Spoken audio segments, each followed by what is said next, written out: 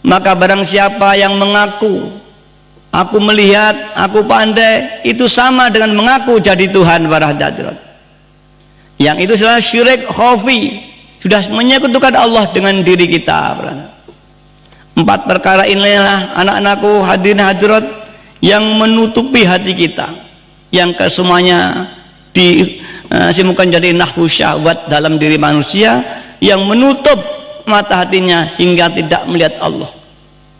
Para hadirin hadirat yang kami hormati, para ahli tasawuf menggali jalan bagaimana manusia dekat kepada Allah, untuk mengeluarkan nafsu syahwat dari hati kita, untuk menjinakkan supaya nafsu bisa dimanfaatkan untuk mendekat kepada Allah Subhanahu wa taala.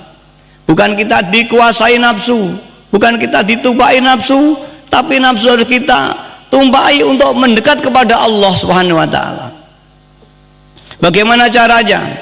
Mbak Yai menuntun kita. Manusia itu bergerak semua karena kehendak, karena keinginannya. Dia ingin sekolah karena ingin pandai, dia bekerja karena ingin dapat uang, dia tidur karena kantuk, dia makan karena ya lapar. Dorongan-dorongan manusiawi nafsu inilah yang harus kita manfaatkan untuk ibadah kepada Allah Subhanahu wa taala. Yang mana pada hakikatnya nafsu itu tidak bisa dihapus dalam diri manusia, yang hanya bisa dijinakkan dan dimanfaatkan untuk menuju pada Allah SWT. Masalahnya kita ingin sholat, ingin surga, kita kemudian berwudu. Ketika kita sholat, dirombak hati kita, bukan karena surga, tapi lillahi ta'ala, karena perintah Allah.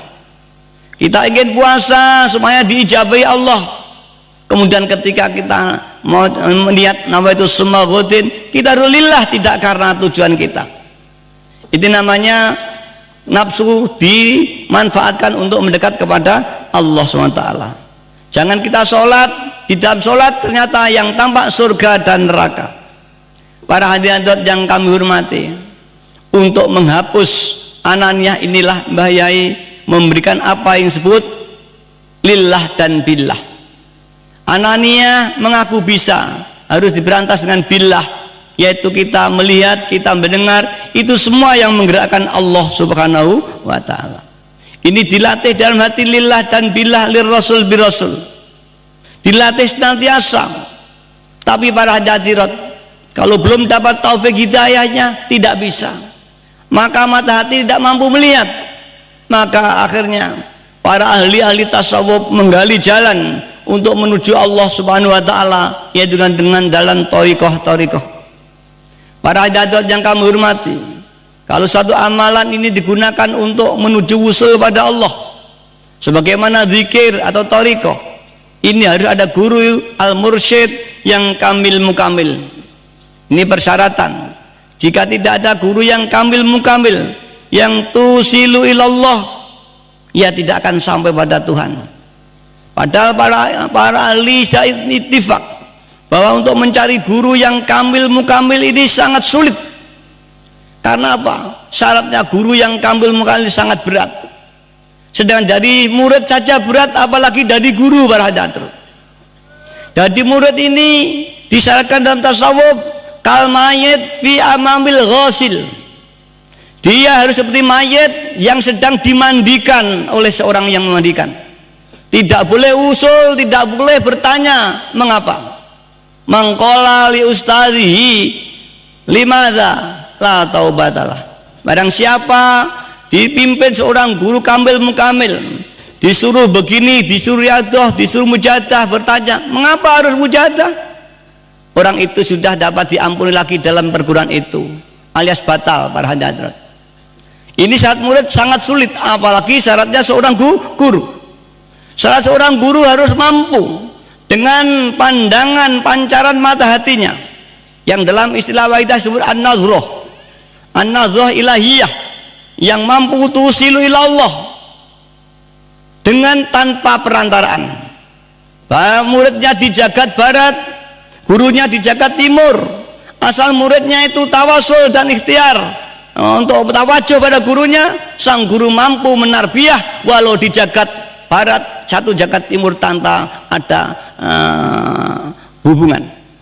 Bisa memberikan satu ilmu, kesadaran tanpa wasitatul riwayah. Jadi mengajar tidak sampai membacakan, dengan pancar hatinya Allah memberi kepahaman pada si murid itu, para hadirin. Demikian sulit sekali hingga Mbah Yai Majid, aku tidak sanggup menjadi murid, apalagi aku jadi guru.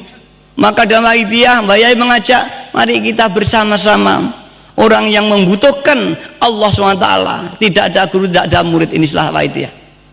Para hadirin yang kami hormati, karena sulitnya mencari guru yang kamil mukamil, para ahli ittifaq bainahum aqrabut turuqi ilallah fi akhir zaman kasratul istighfar wa sholawatu ala nabi sallallahu alaihi wasallam. Jadi jalan yang paling dekat menuju Allah di zaman akhir adalah kasratul istighfar, memperbanyak membaca sholawat dan membaca istighfar.